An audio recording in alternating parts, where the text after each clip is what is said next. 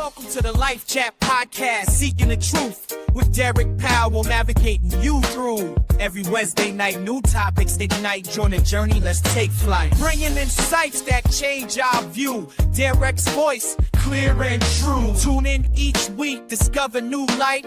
Life Chat Podcast, reach a new height.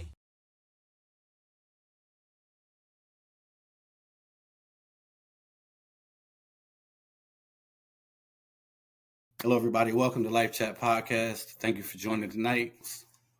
Definition of family role states that there are specific responsibilities and functions that each member of a family has, which can affect how family members interact with each other. Being the youngest of 9, I was always like sheltered, comforted. I was around my mother all the time, so I'm basically like a little mama's boy. So don't judge me. I was spoiled. I was catered to a little bit. Even though I didn't come from a affluent family. I didn't come from a big house on the hill. And my family, they took on roles of, like, each one took on different roles. I remember my siblings, each one had a specific role in my life. And it was up to me just to be the baby, just to learn, just to watch and learn from them. I was born in 1974. So it was a totally different time.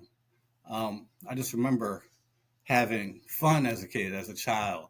And, as life goes on, the roles are going to change. As I got older and moved into my teenage years, my role was just to be the school kid. And of course, you all know that I always try to throw little bits and pieces in there about my lifestyle that I lived, about my addiction, everything that I talk about, basically.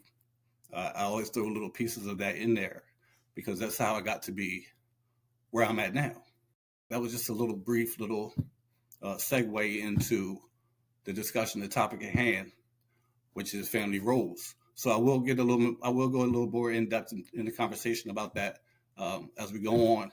But I just want to introduce my special guest contributor for tonight, Miss Jessica Eckbold. Thank you, Jessica, for being on the show. I've been trying to get Jessica on there for a minute. Give people a little insight on who you are.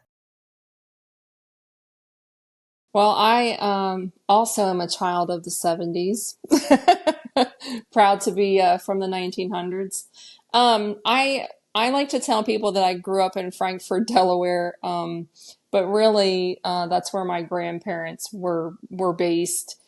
I'm my mother's only child, and my mom had me when she was 19, so she was pretty young.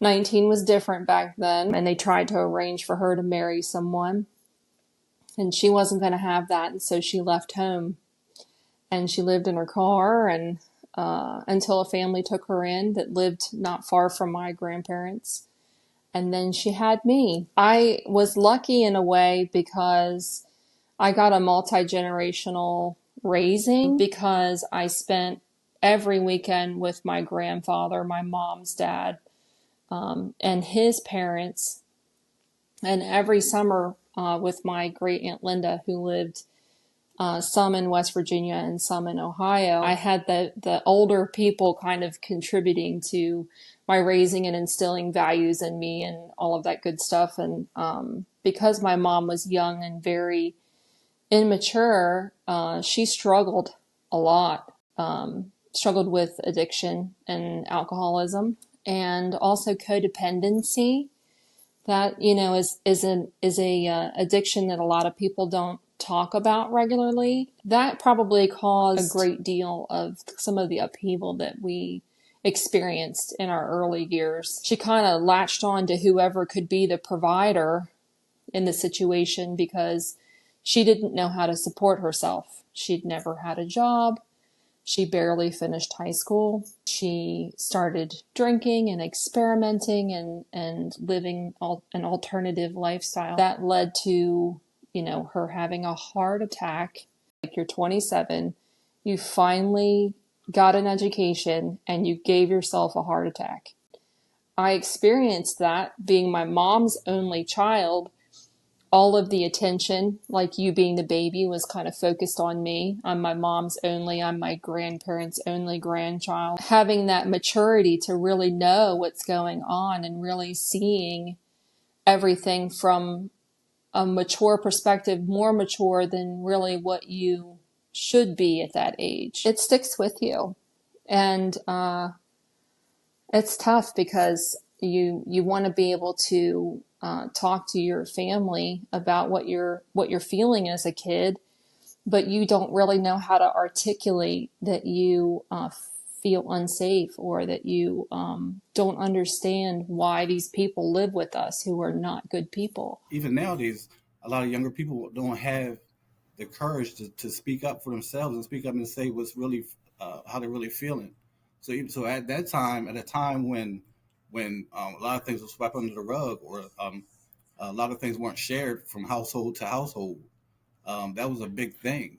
But you gained the courage to mention that, and I think that leads to the next question: how these experiences shape and mold us into the people that we are today. These things shape and mold us into the people that we are, and the things that we go through and the lessons that we learn help us to move forward with our lifestyle, no matter what the lifestyle is, no matter which direction we choose, no matter which path we choose to take.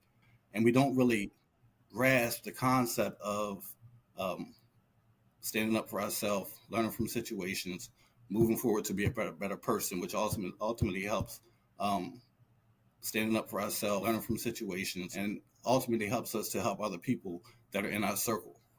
Absolutely. I agree. I moved away from home when I was 16 because I felt at the time that it was the best choice for me. It made me incredibly resilient and hard on myself to try and be perfect, which is, something I still struggle with as an adult, because you see this epitome of what a perfect life is, and you're constantly climbing that mountain to try and get to whatever that goal is, but the goal just keeps moving because perfection is impossible. Relationships are hard, and trusting people is very hard. When you have been let down on that level as a child of someone who struggled, I found it really hard to trust anyone for a really long time. And you always have that feeling of waiting for the other shoe to drop in whatever relationship that you have, whether it's a friendship or a person that you choose to have in your life. You always have it in the back of your mind, well, he or she is going to get sick of me at some point and kick me to the curb, and I'm, going to have to start all over again. Waiting for the other shoe to drop. Some people may have never heard that term, but it's basically just waiting for something to happen. It's normally a negative, just waiting for something to happen. And you mentioned earlier about being in a family where you weren't the. Mind you, I told you I share a lot. Majority of the things I speak on lead to my addiction, lifestyle, all those type of things. And you mentioned about not being the direct user, not being a user yourself of narcotics or alcohol, right? But you dealt with it through family members, and that's like a key thing for me to talk about. And I like that, because I want people outside of the scope of addiction that they really don't partake in the using, but they're still affected. I was explaining to somebody the other day about, even though you're not the user, if one of your family members is the user, but you're still affected. You don't have to be you don't have to be the user, the active user, to be affected. So when you said that your family member was a user, how do you feel as though that affected you, or how did it help you move to reaching that level of wanting to be a perfectionist? Oh, yeah, absolutely. It drove me to be the opposite. So everything that she did in her life that I saw through my child eyes, I determined at that point that I was going to do the exact opposite of everything that she did, because I wanted my life to be better. And I made conscious choices to disconnect from a lot of people, because I needed to break free to create my own space that I felt safe in. mentally. I got to a point where, okay, I feel like I've made a mistake here, or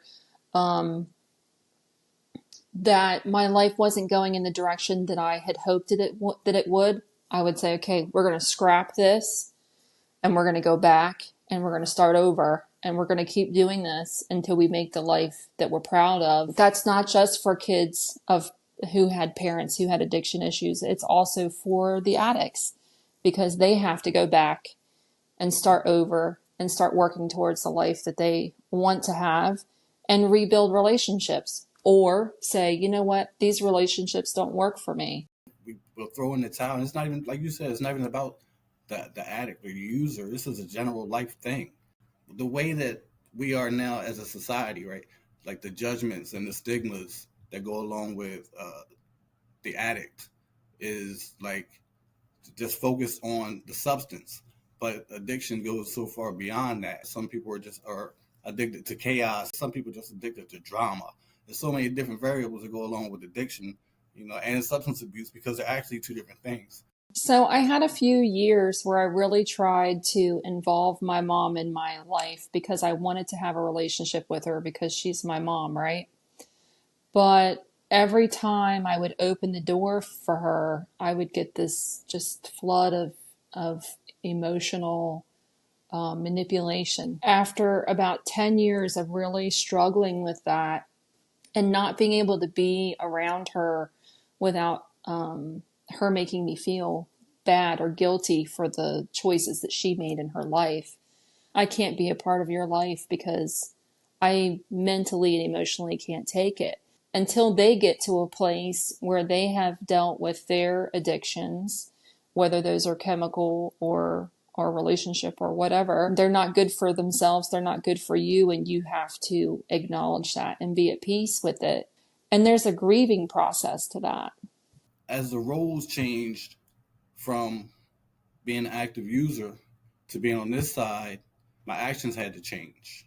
The way that I talk, the way that I associate with other people. Initially, it starts with a thought, just a thought of wanting to do something different.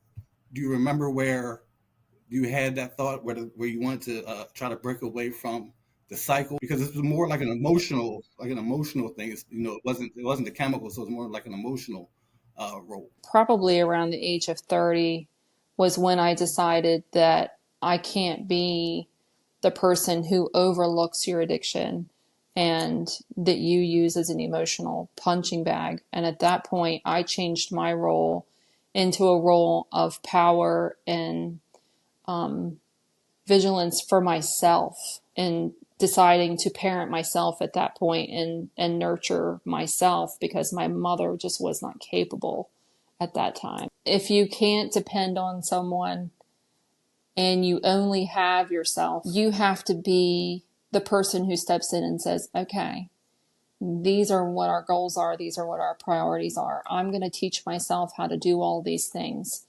I'm going to learn to be emotionally okay within myself, so that I can move past the hurt and find happiness and not dwell in things that happened 20 years ago. Because that's just, it hurts you more than it hurts the person who, brought those things into your existence. They don't remember any of that stuff because they've had, several things going on, but you still carry that with you. So learning to process it and talk about it with people like yourself who have seen it from, your perspective. I see it from my perspective, and being able to take those two perspectives and talk about it is actually a part of the healing. I can talk about something and never heal from it because I'm really not working on it. Just talking about something is therapeutic. It could be cathartic, but it's not. If you're not actually working on the issue, then I probably won't heal from it. It's just words. If we don't start or continue to utilize other people and utilize some type of support network or something, not just depend on our own thought processes, I know me personally, I get stuck in my own thought process, and I'll not literally talk to myself, but pose a question to myself, or start a conversation, up here in my head, and have, try to talk myself through something, and end up and come up and answer it myself. And I have it all. I have everything all discombobulated, because if I lean on my own understanding, I'll definitely mess some stuff up. So it's always good to run things by other people, and because we never know who's going to be there to give us not what we want to hear, but the actual solution. A lot of times people can talk and never offer a solution. You can talk all day and never offer a solution. Let somebody else give you some input, some time, instead of being stubborn like me, and leaning on my own understanding. And it's definitely not going to get me anywhere. I think I found a lot of purpose in education, in furthering my education, and then also in helping people. For a small period of time when I was little, lived in the battered women's shelter in Milford. Tremendous organization, great facility. And then after I pursued my education, I worked at the crisis house in Georgetown. So then again, you see it from both perspectives. Even though it was the hardest job I think I've ever had in my entire life, working at the crisis house, I got the most healing and also perspective of other people and their struggles, which made me realize that I made it past that point, and it was okay to do better and be at this point, because I had made it past, because I had put the work in. I never knew that you worked in that capacity, but I could definitely see you doing that, because your tone, just you being the person that you are, and you're being genuine. What is your role at this point? My role at this point in my life would be wife and animal mama. I have chickens and dogs and cats. Well, I'm not an animal person, so but I hear people talking about the therapy, the animal therapy, and all this. But I'm not with that. I think I'm just leaning toward getting an aquarium with some fish in it, and that'll be about it. Is there anything else that you want to add before we close out? I want to know what your role is. Today in my life, my role is to be a beacon for somebody else. Try to touch somebody else and show that, just tell the truth about my situation, tell the truth about who I am, tell the truth about who I was and who I am today. Incarceration for a lot of years, dealing with trauma, my biggest traumatic experience, the passing of my mother. I'm 50 years old now, but I still never fully grieved over that. My addiction, smoking crack cocaine, drinking every day, running the streets, jeopardizing myself, jeopardizing my family. Being on this side, the recovery side, which I'm not ashamed to discuss. My life is an open book when it comes to that, because I'm just blessed that I've been on both sides to be able to be a beacon to somebody else that might be struggling or has struggled, and just share my story. Share pieces of me, and hopefully somebody else can gain something from it. That's the reason why I do what I do now. It might not be on a huge grand scale, but I just do what I do now because I just want, I want to leave a legacy. And when I say leave a legacy, I mean for my family and my children and people that love me and people that appreciate me and support me. And, they saw me go through what I went through, but now they see me doing what I'm doing now. And I just want to stay on this path and continue to do what I'm doing. Thank you all for joining me tonight on Live Chat Podcast. I see you. Like, share, subscribe. Talk to you next week. Be safe. Be blessed.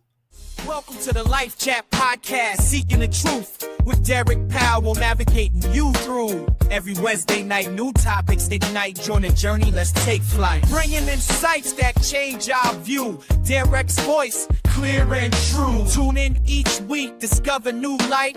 Life Chat Podcast, reach a new height.